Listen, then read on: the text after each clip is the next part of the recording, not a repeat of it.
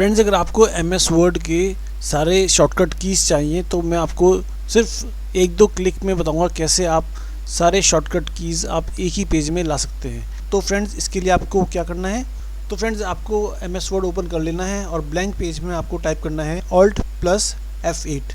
जैसे मैं Alt + F8 press करूँगा तो फ्रेंड आपके सामने ये स्क्रीन आ जाएगी जिसमें ऊपर लिखा है मैक्रोस और नीचे आप देखेंगे यहाँ मैक्रोस और इन, यहाँ पर आपको सिलेक्ट करना है। जैसे मैं यहाँ क्लिक करता हूँ तो आप देखेंगे यहाँ पर आपको वर्ड कमांड्स का ऑप्शन आपको मिलेगा, आपको इसमें क्लिक करना है और जैसे आप ये क्लिक करेंगे तो आपके सामने यहाँ पर कुछ नेम शो करेंगे और यहाँ पर आने के बाद फ्रेंड्स आपको सर्च करना है लिस्ट कमांड। जैसे मैं यहाँ पर लिस्ट कमांड लिखता हूँ तो आपके सामने देखिए यहाँ पर लिस्ट कमांड्स आ गया है, आपको इसमें क्लिक करना है और ये क्लिक करने के बाद आपको प्रेस करना है एंटर।